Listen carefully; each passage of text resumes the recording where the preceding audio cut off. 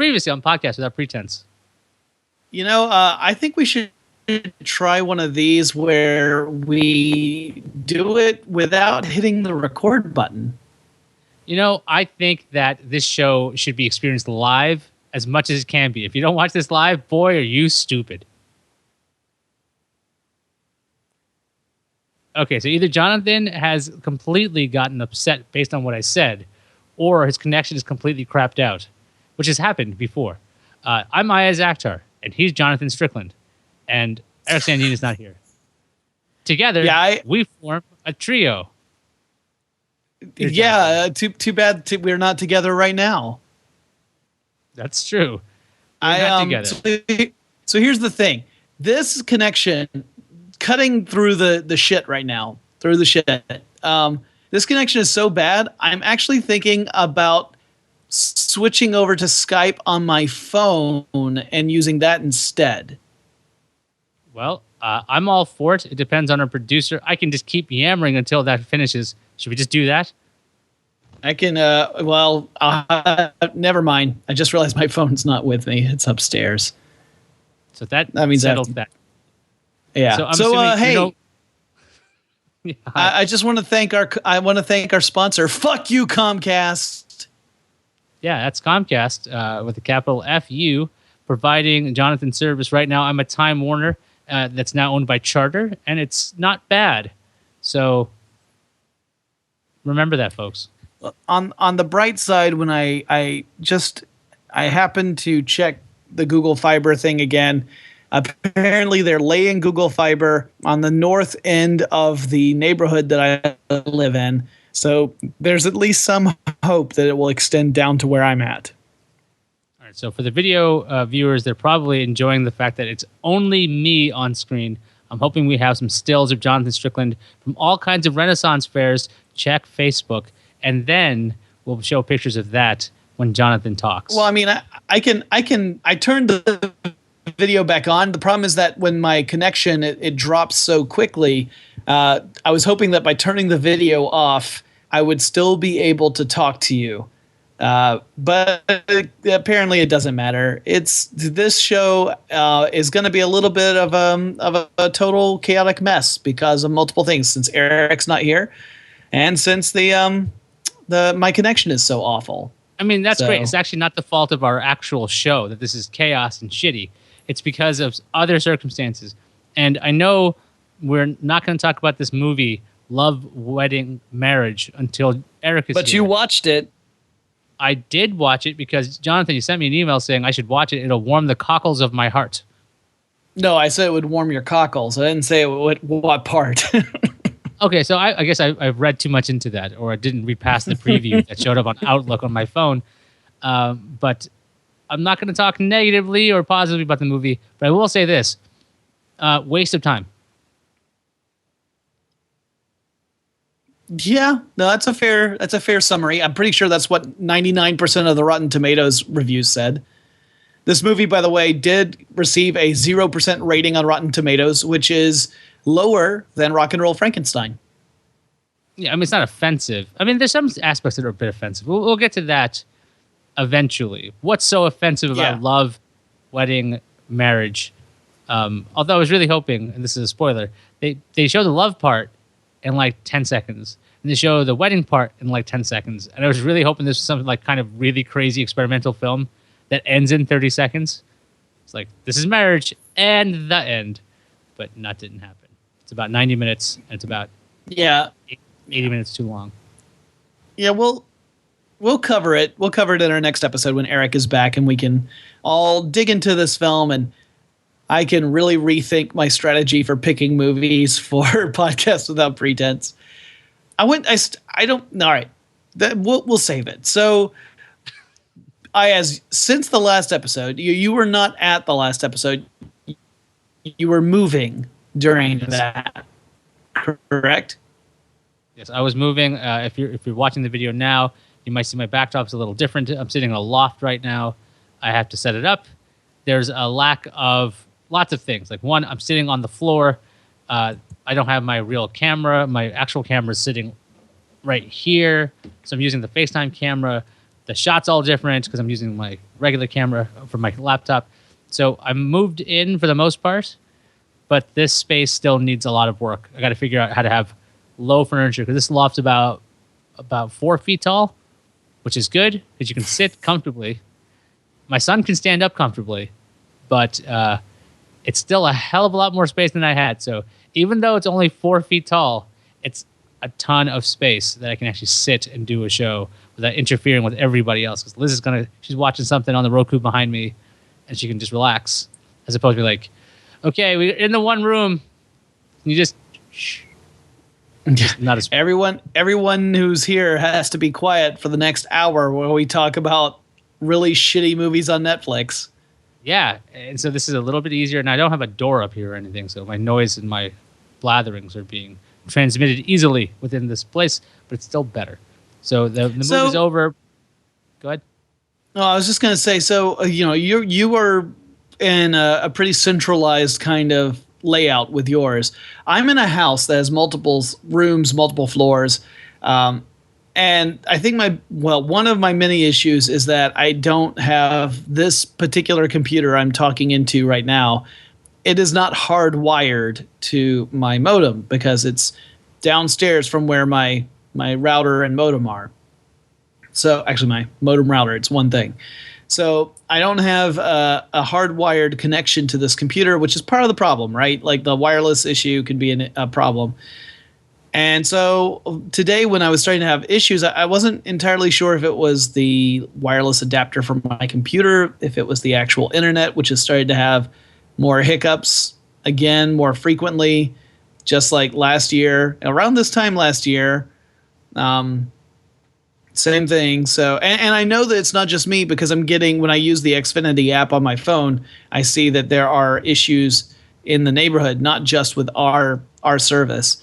But I've even noticed the wired connections are having some sort of issue because I have my Xbox One wired to my router and it stopped recognizing that as a connection. And I don't know if it's the Xbox One where the port has failed or if it's I don't think it's the router itself because I switched the port I had plugged the Ethernet cable into.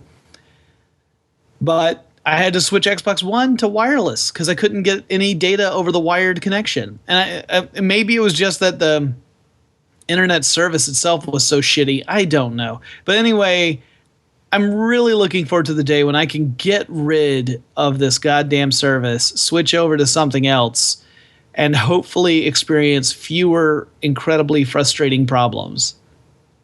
Yeah, you've historically had the worst connections. I mean, I've had some pretty bad connections, but yours are the most consistently bad. Yeah, and, no. When you look at the history of Podcasts Without Pretense and you think bad connections, you think that time Eric called on the back of a motorcycle was bad, but not as bad as Jonathan's goddamn connections in his own house. That's Comcast's slogan. Just as bad as Jonathan's house. God, I really hope that Google Fiber stretches down this way because I will switch so fast. Anyway, so besides your moving, have you seen anything else, like any movies or TV shows or anything that you feel is worthy of discussion, whether it was great or awful? Sure, I saw The Lion King on Broadway. Oh yeah, I've seen that, but not on Broadway. I saw a touring production of it. What did you think? I thought it was pretty good. I've seen it parodied already on The Simpsons. I think they did an Itchy and Scratchy Land style or play or something where they did like a death and there was all this blood ribbon. So it was kind of neat to see the actual original. The cast was really good. It was relatively fun. I'm not the biggest fan of the movie itself or the story because like this story is a different story and I'd seen it before. But the play itself, or the musical, was very good. I was very impressed with it. But not the biggest fan. This is probably because I'm a father. I'm tired of the fathers being killed off or parents being killed off in these things. But every Disney movie kills a parent. It's just at least one, if not both. Yeah, so I'm just kind of like, well, shit, this one's dead too. Because I know he's going to die. But the Mufasa ghost thing that they put together at the end, really enjoyed that. Really a beautiful visual made up by lots of different people. They do it's a really hard plate for a play and or live action, and they did just a fantastic job.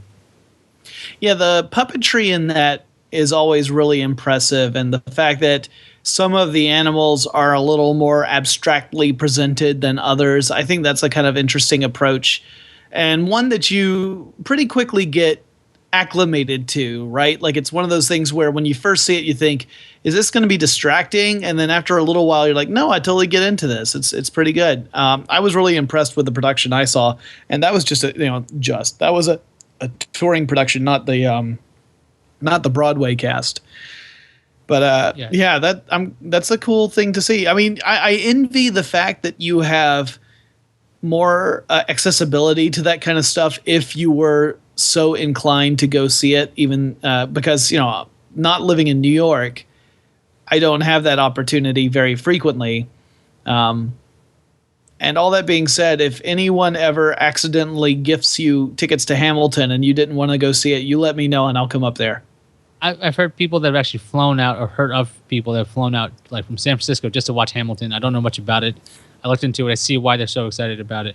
But before we leave Lion King, I wanted to mention that one of the things I liked most about it is the fact that it trusts the audience to figure out what's going on. Because there are times when Simba is played by a little boy. There are times where the Simba is actually just like a puppet, just this little toy that's handheld. And then he's a little bit more grown up. But there's a lot of trust in the audience to understand the abstractions, which I really enjoyed, because sometimes things are dumbed down, but this case that wasn't the problem. And back to Hamilton, if that happens, I'll let you know, because I also saw another musical, strangely enough, because for some reason Liz gets free tickets to stuff where she works, and so she got us tickets to something called Disaster, which I don't know if I talked about on the show already. Did I talk about Disaster? I don't think so.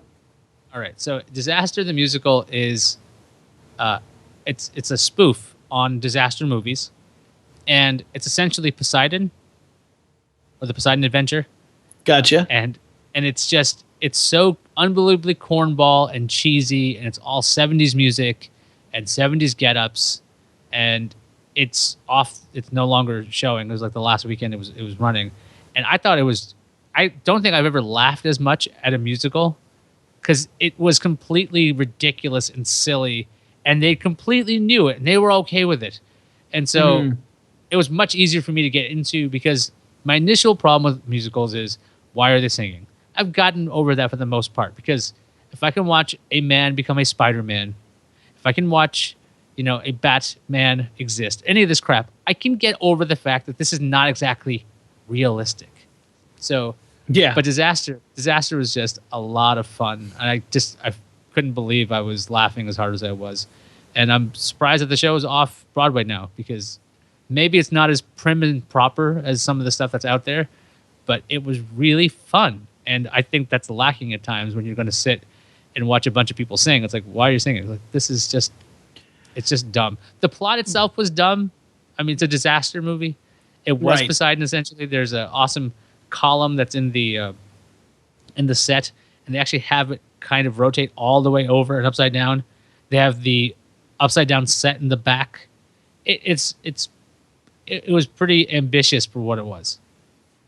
Well, I mean, Broadway itself tends to go in these cycles where you'll get variations on a similar theme. So like there was a cycle where it was all super melodramatic musicals, and that would be the Phantom of the Opera, Les Miserables, Miss Saigon, all of those huge over-the-top things, that enormous production value and ridiculous sets and all that kind of stuff, and very melodramatic stories as well, like to the point where you can understand why teenagers gravitate toward it, but anyone who has gone beyond that teenage sensibility finds it a little tiresome. So that was one era. Then there was like and some of these overlap, obviously. There was also the era of all the jukebox musicals, which are musicals that are made up of songs that already exist. So stuff like Rock of Ages or Mamma Mia, or We Will Rock You. These are shows that try to incorporate pre-existing music, sometimes from a single band or artist, to fit into the confines of a narrative, and sometimes it works and a lot of times it doesn't. Then you have the super serious, heavy musicals that might have a little bit of humor in them, but largely they're designed to make you feel like shit, like Spring Awakening or Next to Normal. These are ones that deal with pretty heavy issues. And they become really heart-wrenching. And then you've got some musicals that are more goofy, fun stuff. Like you've got Book of Mormon, or Something Rotten, which is a musical about a group of playwrights and actors who are trying to go up against Shakespeare in the Renaissance, and they invent the musical. They're all, and also there's also the genre of the adaptation that also is still going on strong. The adaptation being, let's take some other property, whether it's a film or TV series or whatever, and turn it into a musical. There are a ton of those. They're all the Disney adaptations, like Lion King, but there are also other adaptations like Xanadu being adapted into a stage musical, or Hairspray is an interesting one because that was a movie, then it became a stage musical. Now there's a movie version of the stage musical, which is similar to Little Shop of Horrors, which was a regular movie, not a musical. Then it was a stage musical. Then they made a movie of the stage musical. So there are all these different eras, and depending on your sensibility, you may find one more attractive than another. I like the fun ones too. I can appreciate the heart-wrenching ones, but I would like to, if I'm going to spend that much money to go see a performance, I kind of would like to feel good when I'm leaving. Look, I don't mind the heart-wrenching ones as plays, because I have a hard time with this idea that, something horrible is happening and then you have the need to sing. And I know it goes against that realism thing I'm talking about, but that, it pulls me out of it, and I really want to be into the story. I got to see a play here, and it had whoever played Ted Mosby in Jeffrey Radner, that's his name. He was in this play, and it was actually written by a guy whose last name is Akhtar. No, I don't know them personally. It's my last name. So I was like, okay, I really wanted to see it. Liz got me tickets for that for my birthday. And it was a really heavy-hitting play about racism in America and what it is to be essentially brown in America, I was like, okay, I could relate to this. Super heavy, but there's no singing in it. And I understood why, because it's not something that you should have a moment where the spotlight shines on you and you see that. But that's a whole other category of entertainment. So I definitely enjoyed that play, even though it was really dark. But when it comes to musicals where they start singing and it's heavy, like Miss Saigon's got a ton of that, right? Like Miss Saigon's pretty heavy because, you know, war and shit. But the singing, it's a little bit weird. I think I had to see that because my sister dragged us to that a long time. Well, I mean, it's, you have to consider that within the frame of the story itself, you're not supposed to be thinking these characters are singing. The singing is the way that they express the story to you at that moment. But that within the reality, like if you were to step into that story and become a character, it's not that everyone is constantly singing all around you, unless it's something that's specifically meant to deconstruct the musical genre. Like there was a show I saw here in Atlanta that was like that, called Musicals Suck, the musical. And the concept behind it was that the main character is a woman who doesn't like musicals, and she finds them irritating and distracting, and she doesn't enjoy them at all. And then she gets hit on the head, she gets hit by a gypsy curse, and the gypsy curse turns her life into a musical. But all the songs tend to be meta commentary on the way songs play different roles within a musical. And I thought that one was pretty funny. There was another one called Gutenberg the Musical, which I highly recommend if you ever, because this was not just it was a local production I saw, but it came out in New York. If you ever get a chance to see Gutenberg the Musical, you absolutely should do it, because it's an incredibly funny show, and it's another meta commentary. it's done as if it's two playwrights who have this idea that they wanted to write a musical, and they had to find someone to write it about. So they chose Johann Gutenberg, the inventor of the Gutenberg press, and did some very preliminary Google searches that acts as their entire research for the show. And then the two actors are pitching the show, and the audience is actually supposed to be potential producers. So the two actors are actually taking on all the different roles that appear inside the show, but it's just the two of them. And they use different trucker hats with names written on them to represent when they switch into different characters. And it requires that the two actors each develop different voices to represent all the different characters, different accents. They sing in different styles. Sometimes they'll switch characters so that one person who was playing a role up to that point is now playing a different one, and the second actor is playing the first role. Really highly recommended because it points out the absurdity of musicals while also celebrating it. Is your dog okay? Yeah, he's upstairs in his crate, which is why he's barking. He can probably hear me down here, and that's why he wants to be out. He's absolutely fine, though. The problem is that my wife's not home yet. So since my wife's not home, he's, and I can't just let him run around because he will destroy stuff if I'm not supervising him. He's a good dog, but if he's left alone, he gets bored and he starts to act out. So that's why we have to put him in a little crate for the times when no one is there to watch after him. Or we pin him up in a large area downstairs, but I can't have him there because it's right outside the door where I record this.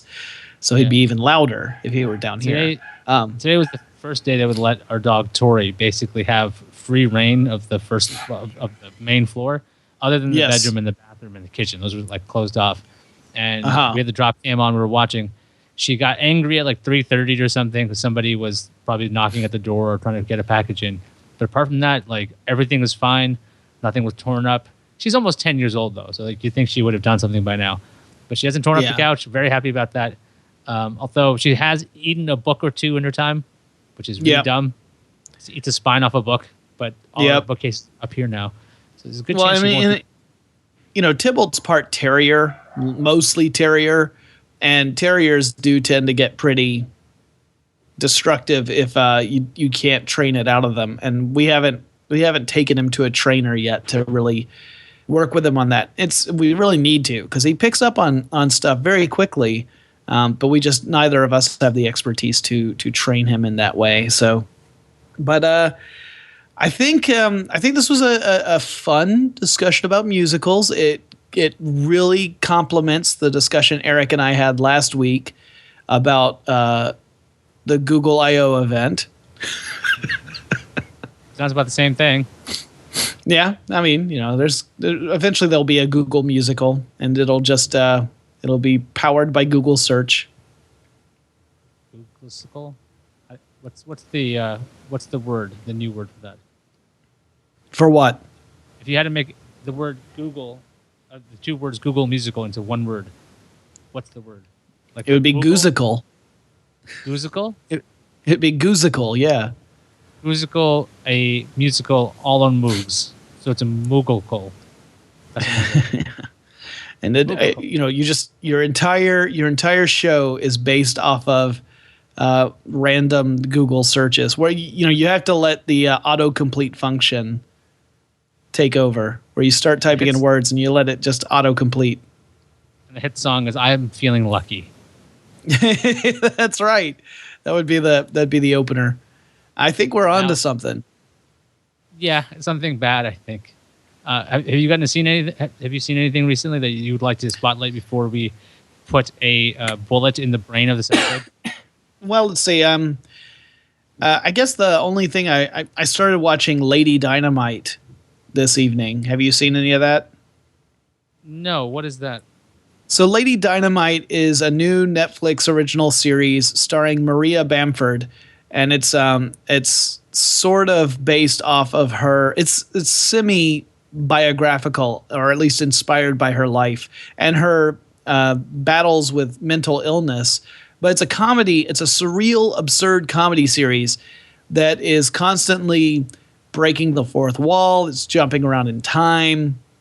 It has these moments where, you're like, well, this is clearly not meant to be representative of the real world. And so it's a lot of fun, and it's really dark in places because, they are talking about mental illness and the treatment facilities for the mentally ill as well. And those parts can get pretty darn dark. But some of my favorite things include, like, Patton Oswalt shows up as a cop in the first episode. And as he's performing his role, he's not Patton Oswalt in that part. He's supposed to be a cop. But in the process of the scene, he breaks character and becomes Patton Oswalt and tries to talk Maria out of inserting her stand-up into her show. And it's a little experimental and weird, but also really fascinating and genuinely funny, but also incredibly uncomfortable. So check it out. I like uncomfortable humor. Sometimes it's good. Those cringeworthy things, and when they linger for a while, you see the comedy in it, because sometimes when you have a situation that's so messed up, you can't do anything but laugh. And I like that little bit of uncomfortable nature that pushes that, because it's just almost natural for us to do that. When you feel something is going weird, unless you like run away from it, you end up laughing at it. It's just so ridiculous. I can handle some cringeworthy humor. It depends on the presentation. Like, It's Always Sunny in Philadelphia. When I first started watching that, I was having a real hard time getting through an episode, but now I love that show.